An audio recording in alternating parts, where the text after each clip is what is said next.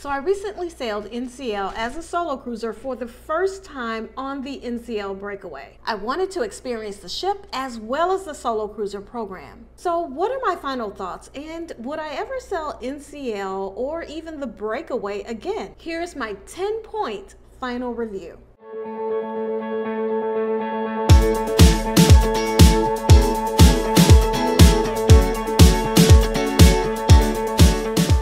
Hello and welcome to my channel. I am Cheryl, the SIG Cruiser, that's solo, introvert, and gluten-free cruiser. And I recently completed my first 4-day sailing on an NCL ship, that was the NCL Breakaway, going to Nassau and their private island, Great Stirrup Cay. Now, I've broken my experience up into 10 different categories that I'm going to rate, plus give an overall rating at the end. Now, before we get into it, I do want to say that my reviews and my personal ratings are just that, just my personal opinion. And while reviews are great, I don't advise anyone to decide to do or not do a cruise based on someone else's personal opinions, including my own. We all have different likes and preferences. Plus, ship experiences can be different from sailing to sailing. I do recommend checking out reviews for what you may expect, but always try it for yourself. Okay, now let's get into it. Now, the first thing I want to talk about is my pre-cruise experience. So this cruise cost me $957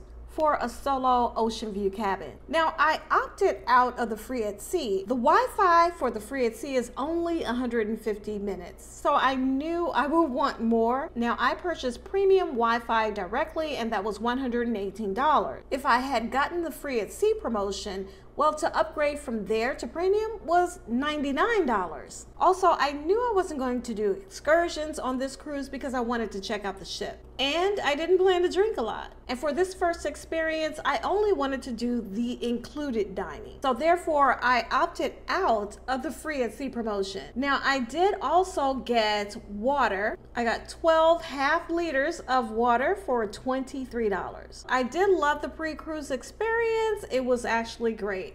And I love the fact that they sent you emails regarding the safety video that you could watch right at home before you even get on the ship. So overall, I rated my pre-cruise experience a 9. Now, my next category is embarkation. So while I had a 9:30 a.m. check-in time, I didn't actually board the ship until 11:30 a.m. So there was a lot of waiting in between. I love the fact that there were no paper printouts needed.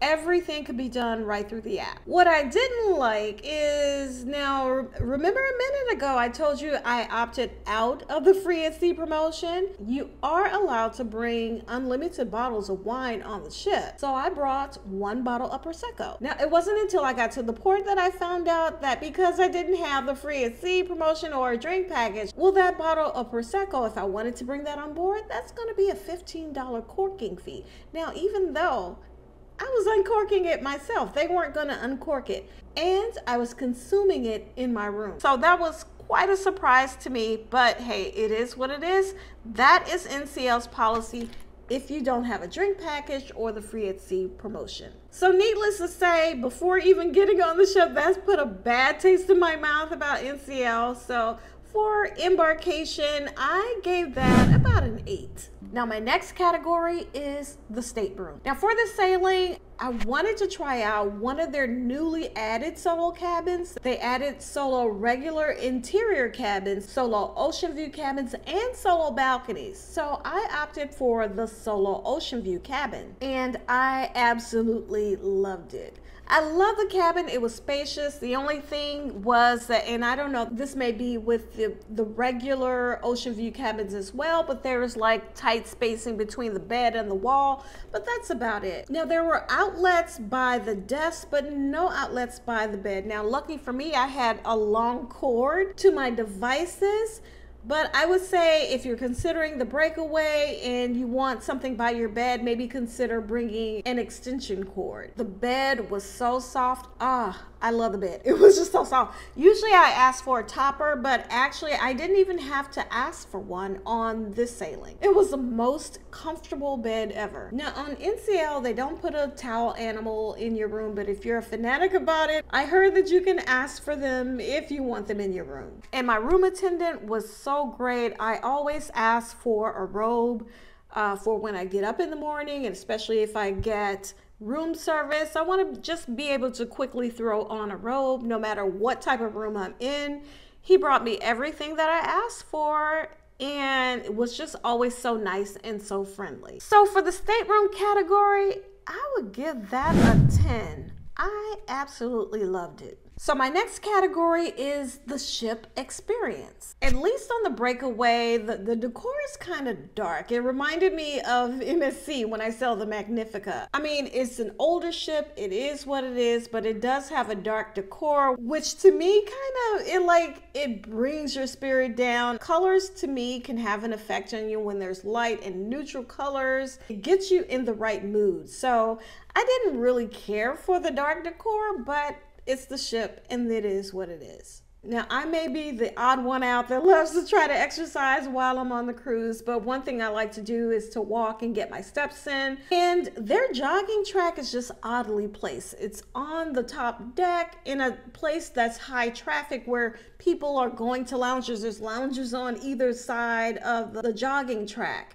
People are walking to get from here to there, and it's just oddly placed where you'll have people walking and standing on the track while you're trying to walk or run. And you can see it did cause a little bit of congestion, but it was just oddly placed. I love the fact that there were plenty of loungers on the pool deck, all throughout the pool deck, and even on the deck above. But I will say the deck above, while it had plenty of loungers, they were all sitting in the sun. There were a few loungers that had shade, but wherever I saw a lounger in the shade, there was a book or a shirt or a towel. So all of these items, they were well shaded. You know, people were using these items to hold on to that lounger. So what resulted was a lot of these items that were in the shade, but no people had shade. Another disappointing thing to me was the adult only area. That Spice H2O, I am not a fan. If you saw from my vlog, it had plenty of loungers, but the loungers, like, they were laid out across the deck and all in the sun. Nothing was shaded. And to me, the back of the ship and just being able to look at the wake in the back of the ship, I mean, that is the most awesome view. But they had it covered up because they had a large screen. Now, I didn't spend a lot of time out there to see, you know, why it was so important to have a large screen back there. I don't know what they had on the screen. I didn't care because when I'm at the back of the ship, I want to see the ocean. I want to see the water. I want to see the wake. And they just had this big screen covering it up. And to me, that kind of ruined it. Now, if you know me, I love the side decks because the side decks are usually kind of quiet and peaceful, you know, in a getaway spot. Now, not so much on the Breakaway, but I will say on the Breakaway, they utilized their side decks. They had, you know, lots of seating, comfortable seating, and it was just beautiful. But it was kind of crowded unless you got up early in the morning or unless it was a port day. So I'm not going to knock them for that because I love the seating that they had there. But, you know, for me, it's just, you know, it didn't provide much of an introvert's getaway. Now on here, getting a tender ticket, the tender ticket was the most frustrating thing. I love the fact that they had big screens around the ship where you can go to look up different events to see what time things were. And it was interactive and you could get things like your tender ticket or, you know, make reservations. Even on this ship, we didn't have to make reservations for the entertainment.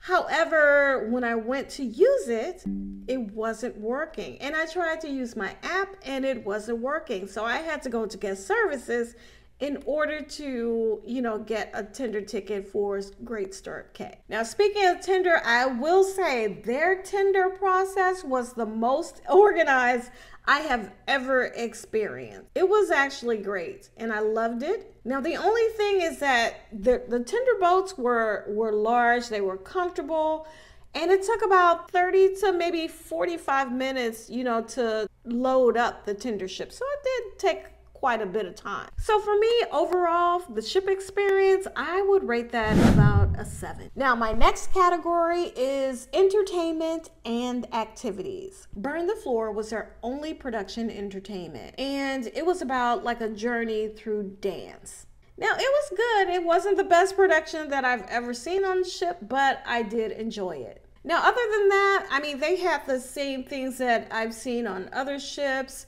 game shows like Deal or No Deal, a love and marriage type game, and trivia and bingo. So it's pretty much the same that I've seen on other ships. I did enjoy the comedian. He was good. His name was Quinn Patterson, and I enjoyed his set. Now, if you are a clubber, the club did stay packed, I would say on all nights, but I'm not a clubber, but I did do one like 60-second walkthrough at one point, so it was quite packed. And when I walked through, it wasn't the music that was, you know, kind of enticing to me, but I will say, hey, the club was always packed if that's what you're into. So for entertainment and activities, to me, I would rate that about a 5. My next category is the solo cruiser experience. And I am so excited about this because I actually love NCL for their solo cruiser program. Now, NCL has meetups every night for their solo cruiser program. In addition to having solo cruiser cabins and the solo cruiser lounge, there were about 30 solo cruisers at our meetups. And now you have to remember, not every solo is going to come to the meetups. And actually, had it not been for this vlog and me trying to share with you the experience, I probably would be one of those people that don't show up to the meetup. The solo meetup was daily, and there was a dinner arranged for all of the solos on the last day of the cruise. Now, at the solo meetups, there were like icebreaker kind of activities, and it worked well because it got everybody socializing and talking, so that was really nice. And there was a wide age range, so if you were in your 20s, your 30s, 40s, 50s, 60s, you were likely to find somebody that you could connect to if that's what you were looking for. And also the solo lounge, that was a great space. Now, there were no events, or at least on our sailing, in the solo lounge, but it was a great place to go, you know, they have treats and refreshments and drinks. They did have a bar there. I never made it, you know, to the bar when there was a server there, and I heard there was like 5 to 7 p.m., but I was always doing something else. And but a coffee machine, that coffee machine was the absolute best. I enjoyed meeting and talking to, you know, other solos and actually connecting with them on the ship, attending different events and activities with some of the other solos. So it was actually a great experience. So for the solo cruiser experience, I would rate this a 10. No question. Now, the next category that I am going to rate is the dining and the gluten-free experience. Now, I will say, I talked about the coffee machine in the solo lounge because the coffee in the buffet, that was absolutely horrendous. When I tasted coffee, I think I got it one time, I'm like, that's it. And that prompted me to go to, the first time I didn't like it, I went to the Starbucks. They had a Starbucks on board, but then I remember there was a coffee machine in the solo lounge, and I went to try it, and it was 100 times better than the coffee in the buffet. Now, for me, I have to eat gluten-free, so you have to pre-order everything. At least you did on the NCL Breakaway on my sailing. So it's like you really have to know exactly everything you want, breakfast, lunch, and dinner, and snacks on the Breakaway in order to pre-order for the next day. Now, of course, if you don't pre-order, there are things that are naturally gluten-free that you can get. Like in the dining room, you're always going to have your steak, your grilled chicken, and your fish. But even like in my vlog, I ordered gluten-free pizza in the buffet. Now, all the other ships, I still have to pre-order, but usually I can still get it like within 15-30 minutes or so. But no, on NCL, it's a full 24 hours, even for gluten-free pizza in the buffet. And make sure you order it right, because they brought my gluten-free pizza without cheese. And I don't know, well, a lot of people are, sometimes when you have a gluten allergy, that's connected with dairy as well. So I do understand that, but they didn't ask me. I only said, you know, I have a gluten intolerance. I didn't say dairy. They automatically eliminated the cheese on my pepperoni pizza. And that's the thing, that once you order, that's the order. So if I wanted a pizza with cheese, well, I would have to order it for the next day. And this was the last day, so the next day was Miami. Now, I did like that they had several options for included dining. However, many of the restaurants, like they had 2 main dining restaurants, but the menu was the same. Even in their Manhattan room, the menu seemed to be the same, and it didn't change per night. Now, I don't know if that's because it was a shorter sailing, only a 4-day, but the menu stayed exactly the same. But they did have other options like Oceans, which I went to for breakfast and lunch. I absolutely loved the breakfast. The lunch, I love the Caesar salad that I had at lunch, but the wings, they were like baked wings, buffalo wings, were, I like them, you know, kind of crispy. So that's just a personal preference. Now, the buffet, it did have naturally gluten-free things like your grilled chicken, your burger, your salad. So things that are naturally gluten-free, because you need to pre-order everything else. So I would say for me, for the dining and the gluten-free experience, I would rate that about a 6. Now, my next category that I'm going to rate is the service. How was the service on the NCL Breakaway? Well, I would say that the staff, I found the staff helpful and fun. And if you've seen my NCL vlogs, you can see that I had a favorite bartender who just made me smile all the time and every day. So that was great. I loved my room attendant. Again, like I said, he brought me everything that I needed and was always so, you know, helpful. And every time I saw him, you know, always calling my name and saying hello, you know, and even just stopping for a chat. So that was really nice. Now, unfortunately, I had to go to guest services quite a bit, and you'll find out why in a minute. But even when I went to guest services, everything happened very quickly. There was no like long hold up in line.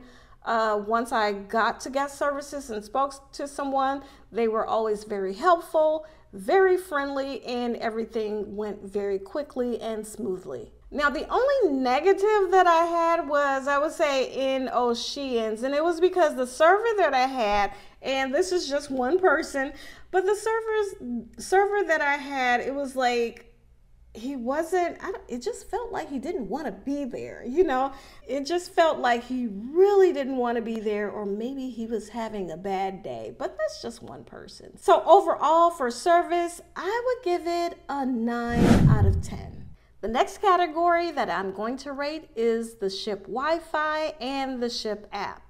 The Wi-Fi, it was very spotty, and I recall on the first day, I couldn't even finish a live stream because it kept buffering, and it buffered, I mean, just so many times to finally, I just went ahead to end the live stream, hoping that I would have, you know, a better connection maybe later in the cruise. Now, later in the cruise, I was able to find an internal spot to do, you know, a live stream, and it got a lot better. But yeah, that first day, it was very spotty. And the ship app, there's no way to sugarcoat it. The ship app was trash.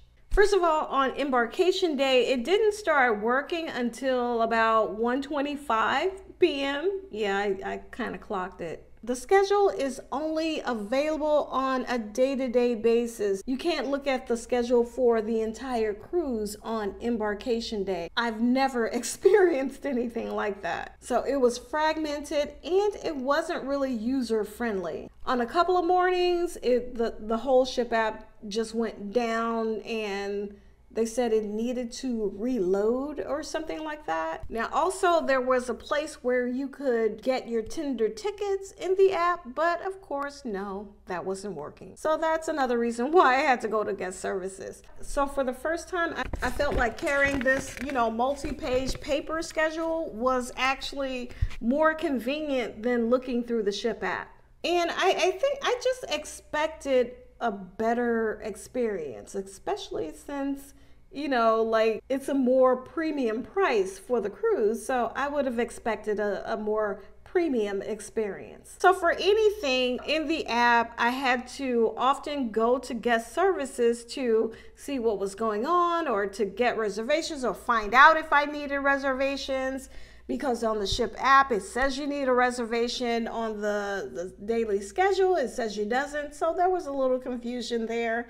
So that's why I had to take so many trips to guest services to get things sorted out. So for the ship app and the ship Wi-Fi experience, I'm sorry, but I'm gonna give that about a 2. What is my overall rating? So my overall rating for the NCL Breakaway is a 7.1. Now, I will say overall, I really did expect a more premium experience, especially because it's at a more premium price than, say, a cruise line like Carnival. And there were certain things like the app and the dining and gluten-free experience that was really subpar in comparison to a cruise line like Carnival. But I will give NCL and the NCL Breakaway this, that their solo cruiser program, I don't think anything's going to beat that. Now, I haven't tried all solo cruiser programs, so I'm going to hold out on actually saying that, but it's a really great program and one that I highly recommend. Now, although I don't look for other cruisers to hang out with when I'm cruising solo, if you are that type of person that, you know, you cruise solo, but you would like to meet others and, you know, connect with and hang out with on the ship, definitely this program is one that can facilitate that for you. And I loved my solo ocean view cabin. Now, I love the cabin, but I will say that it's not a plus price-wise, because when I priced it out, even though it's a solo cabin without a single supplement, the total cabin price is nearly the same of a double occupancy ocean view cabin. So no, there's no single supplement. It's just priced about the same as a cabin at double occupancy. So would I sail NCL again? Now, NCL was not my best sailing experience overall, but it was my first NCL sailing experience. Now, I wouldn't sail the Breakaway again, but I would be open to sailing other NCL ships, especially like one of their newer or larger ships. Now, even with that being said, I did select an NCL ship for my second group solo cruise.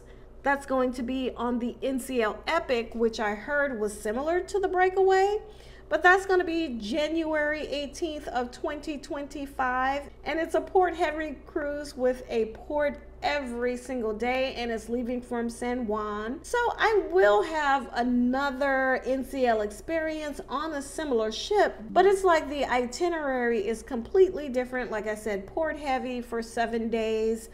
So that's going to be an interesting experience. And if that's something that you're interested in and want to join me, let me know. I can either send you information or get you booked on that cruise. So again, that is my review and my personal opinion of my first NCL sailing experience on the NCL Breakaway. So stay tuned, because pretty soon I have another solo experience coming up on Virgin Voyages Valiant Lady. So until then, all right, bye-bye.